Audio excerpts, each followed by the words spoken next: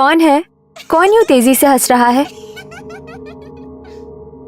अरे ये तो गुड़िया है। मैं भी ना पता नहीं क्या क्या सोच रही हूँ। अरे मोमिता, कब तक सोती रहोगी? देखो तुम्हारा मायका वर्धमान आने वाला है। क्या सच में? दुग्गा दुग्गा। कहते हुए उसकी आंखों में चमक आ गई और वो ट्रेन के गेट पर खड़े हो अपने मायके की खुशबू को महसूस करने लगी। उसे इस तरह करते देख देव जोर जोर से हंसने लगा। मोमिता, तुम्हारी शादी को 12 साल हो चुके हैं, मगर आज भी तुम बिल्कुल नई नवेली दुल्हन जो कि पग फेरी के लिए आती है, एकदम उसकी तरह बिहेव कर रही हो। देव बाबू, आपको क्या पता, अपने मायके पहुंचने की जो खुशी होती है ना, वो 90 साल की औरत को भी वही होती है जो 25 साल की नवयुवना को होती है। देखो, आज भी कुछ नहीं बदला। हमारा वर्धमान वैसे ही सुंदर है। हाँ, खूबसूरत तो बहुत है, मगर तुमसे कम। कहते हुए देव ने उसे अपनी बाहों में भर लिया। कुछ सेकंड्स बाद ट्रेन जैसे ही रेलवे स्टेशन पर रुकी, प्लेटफॉर्म पर मोमिता के पिता और भाई दोनों उन्हें लेने के लिए आए हुए थे। उन्हें देख मोमिता कुछ नाराज होकर बोली, बाबा, मैंने आपको मना किया था ना, फिर भी आप क्यों आए? मैं अकेली थोड़ी ना थी, मेरे साथ देव बाबू थे ना। मना तो हमने भी तुम्हें किया था कि यहाँ पर मत आना, मगर तुम तो आई ना। भाई की बात सुन मोमिता गुस्से में कुछ बोलने ही वाली थी कि देव ने उसका हाथ पकड़ लिया और उसके कंधे पर हाथ रखकर उसे खामोश रहने का इशारा किया। फिर मोमिता के भाई से बोला, दादा, कुछ समझ में नहीं आ रहा है कि आप लोग ऐसा क्यों बोल रहे हैं। पिछले 5 सालों से आपने मोमिता को आने के लिए मना कर रखा है। आखिर कब तक अपने मायके से वो दूर रह सकती है? अरे उसकी भी कुछ इच्छाएं हैं या नहीं? बेटा, क्या हमारी उससे मिलने की इच्छा नहीं होती है? मगर कोई तो वजह होगी जो हम लोग उसे नहीं बुला रहे हैं और हम उससे मिलने मुंबई आ रहे थे। खैर छोड़ो, अब घर चलो, घर चल के बात करते हैं। अपने पिता की बात सुनकर मोमिता का सारा उत्साह खत्म हो गया था। उसका तो मन हो रहा था कि अगली ट्रेन लेकर सीधे मुंबई वापस निकल जाए, मगर माँ और जन्मभूमि का मोह कुछ ऐसा होता है कि इंसान चाह कर भी उससे बाहर नहीं आ सकता। वो अपनी माँ से मिलने अपने घर पहुंच गई। उसकी माँ भी दरवाजे पर ही उसका इंतजार कर रही थी। दुग्गा दुग्गा, बड़े दिनों के बाद हमार मोमिता हमारे घर की लक्ष्मी घर आई है। बहू, जरा जल का कलश लाओ, हम उसकी नजर उतार दे। नजर उतार कर वो मोमिता को घर के भीतर ले आई, मगर घर में किसी की भी आंखों में खुशी नहीं थी, बल्कि सबकी आंखों में भय था। सब लोग आंखों ही आंखों में एक दूसरे से कुछ कह रहे थे जो मोमिता और देव को समझ में नहीं आ रहा था। भाभी की आंखें तो घर में और न जाने किसे ढूंढ रही थी। बेटा, नहा धोकर फ्रेश हो जा, तब तक तुम लोगों का ब्रेकफास्ट लगा देते हैं। माँ के कहने पर मोमिता नहाने के लिए बाथरूम में गई तो वहां उसे आईने में वही डॉल नजर आ रही थी जो उसने ट्रेन में सपने में देखी थी। उस डॉल की आंखों से आंसू बह रहे थे। अचानक से वो डॉल गायब हो गई और कांच पर लिखा हुआ था, बुआ आ गई तुम। ये देखकर वो घबरा गई और नहाना भूल गई। तभी उसकी माँ ने बाथरूम का दरवाजा बजाया। क्या हुआ? इतनी देर से अंदर क्या कर रही है? मुझे तुझसे बहुत सारी बातें करनी है। फिर आज शाम की तेरी ट्रेन भी है ना? शाम की ही ट्रेन? मगर क्यों? बस वो ना पूछ, तू नहा करा। कहकर वो अपनी जगह से उठकर जाने लगी तो मोमिता ने तुरंत बाथरूम से बाहर आकर उन्हें रोक लिया। कुछ तो है जो आप सब हमसे छुपा रहे हो, बताइए ना क्या है? तुम मुझसे बोलती है ना दादा, आप कैसे भाई हो जो अपनी बहन को याद भी नहीं करते? अरे कोई भाई ऐसा होगा क्या जो अपनी बहन को याद ना करे? मगर हमारी मजबूरी है जो हम तुम्हें यहाँ पर आने से रोक रहे हैं। बहुत बड़ी गलती हो गई है हमसे। कहते हुए उसकी आंखों में आंसू आ गए। गलती? कैसी गलती? बताइए ना भैया, क्या हुआ? मोमिता का भाई कभी अपनी पत्नी को देखता तो कभी अपनी माँ को। दोनों उदास थी, मगर माँ की आंखों में पश्चाताप तो भाभी की आंखों में क्रोध नजर आ रहा था।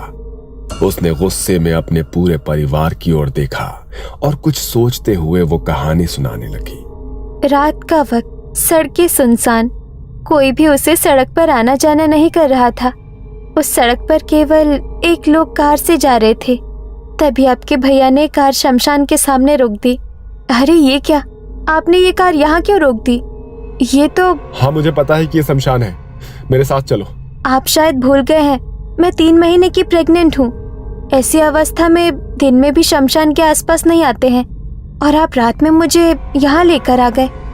अरे तुम्हारी भलाई के लिए ही आए हैं। चलो अब बातें मत करो, वे हमारा इंतजार कर रहे होंगे यहाँ। पर हमारा कौन इंतजार कर रहा होगा? ज्यादा सवाल जवाब मत पूछो, चुपचाप चलो। कहते हुए वो लोग शमशान के अंदर पहुंच गए। वहां पर एक चिता जल रही थी। उसके पास एक अघोरी बैठा हुआ था। तो ये है वो जिसके पेट में लड़की है? हाँ, बड़ी मुश्किल से पता किया है। आजकल तो डॉक्टर कुछ भी नहीं बताते हैं। आप इस लड़की का कोई बंदोबस्त कर दीजिएगा ताकि अगले जन्म में लड़का होकर वापस आए। ये क्या कर रहे हैं आप लोग? क्या फर्क पड़ता है लड़का है या लड़की? फर्क पड़ता है। पहले ही मेरी एक लड़की है और दूसरी लड़की और नहीं चाहिए। और हम इस लड़की को मार थोड़ी ना रहे हैं। मारना होता तो अस्पताल चलते, यहाँ नहीं आते हम लोग। अरे हम इसे वापस भेज रहे हैं ताकि लड़का बनकर वापस आ सके। ये कैसी बातें कर रहे हो? कहीं ऐसा भी हो सकता है क्या? होता है, तभी तो हम यहाँ पर आए हैं। अब एक शब्द और नहीं, चुपचाप से यहाँ बैठो। कहते हुए उसने अपनी पत्नी को वहां बैठा दिया। उस अघोरी ने कुछ जड़ी बूटी का रस पिलाया और उसके बाद वो बेहोश हो गई। जब उसे होश आया तब तक वो अपनी बेटी को खो चुकी थी। वो खुद को कितना बेबस महसूस कर रही थी, मगर अपने पति और सास के आगे वो कुछ भी नहीं बोल पाई। मगर वो लोग जिसे आम घटना मान रहे थे, वो उनकी जिंदगी का सबसे खतरनाक मोड़ था। कुछ दिनों के बाद उनकी जिंदगी में वो अजन्मी बच्ची लौट आई थी, जो कभी अपनी मां को आईने में नजर आती तो कभी घर की छत पर। उसकी आंखों में आंसू की जगह खून बहते थे। एक रात सुनसान सड़क पर वो तेजी से चीखता हुआ भाग रहा था।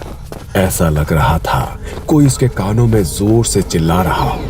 वो अपने कान ढककर जमीन पर बैठ गया। उसे आसपास का कोई होश नहीं था।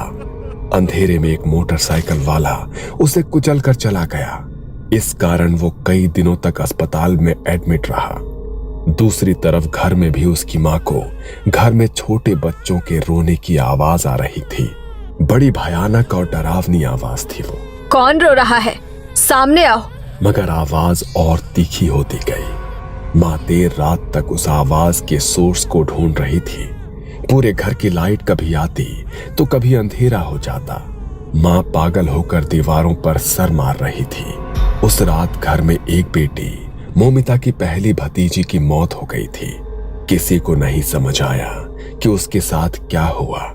उसके खून से दीवार पर लिखा था, तुम्हें बेटी नहीं चाहिए ना, अब इस घर में कोई बेटी नहीं रहेगी। हम लोगों ने तांत्रिक को भी बुलाया, मगर वो भी कुछ नहीं कर पाया। उसने सिर्फ इतना कहा कि अब इस घर में किसी बहन बेटी को मत आने देना। अब हर रात हमें इसी डर के साए में जीना पड़ता है। आज भी इस घर में मेरे बच्चों के रोने की आवाज आती है। बहुत बड़ी गलती हो गई हमसे। अपनी 2 पोतियों को खोने के बाद अब तुझे खोने की हिम्मत नहीं है। चली जा यहाँ से, चली जा। शाम होने के पहले चली जा। हाँ मोमिता, मेरी कोख तो उजड़ चुकी है। तुम यहाँ से चली जाओ, वरना कहीं ऐसा ना हो कि अपने बच्चों की मौत के गम में मैं कोई गलत कदम उठा लूं। मोमिता पूरी बात सुनकर हैरान थी। उसे यकीन नहीं हो रहा था खुद को मॉडर्न कहने वाला उसके इस परिवार की सोच कितनी घटिया है। गुस्से में वो कुछ ना कह पाई, बस उसकी आंखों से आंसू निकलने लगे। कुछ देर बाद जब वो शांत हुई तब अपनी माँ और भाई की ओर देखकर बोली, ये गलती नहीं है, गुनाह है। आपने इतना बड़ा गुनाह कैसे कर दिया? आपने पैदा होने के पहले ही मेरी भतीजी को मार दिया। क्यों किया आपने ऐसा? बताइए क्यों किया आपने ऐसा? माफ कर दे, गलती हो गई, मगर रात होने के पहले चली जा तू यहाँ से, चली जा। वो मोमिता को भेजने की तैयारी कर रही थी कि मोमिता के चेहरे पर चोट के निशान आ गए। वो घायल हो गई। देव को समझ नहीं आया कि ये क्या हो रहा है। बेटा, हम तेरे गुनहगार हैं। अपनी बुआ को छोड़ दे। बेटी है वो मेरी, छोड़ दे उसे। वो तेरी बेटी है तो मेरी बेटी थी। एक बार भी नहीं सोचा कि मेरे ऊपर क्या बीतेगी? तुम्हें बेटी नहीं चाहिए ना? अब इस घर में कोई बेटी नहीं रहेगी। कहते हुए वो जोर जोर से हंसने लगी। ऐसा लग रहा था कि वो मोमिता की भाभी ना होकर कोई और ही है।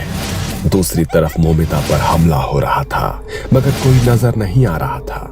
मोमिता घायल हो गई। देव उसकी हालत देखकर घबरा गया। उसकी भाभी की आंखें एकदम लाल हो रही थी गुस्से में। ऐसा लग रहा था कि वो ना जाने क्या कदम उठा लेगी। गलती मेरी है। यदि मैं माँ का साथ नहीं देता तो आज कुछ भी नहीं होता।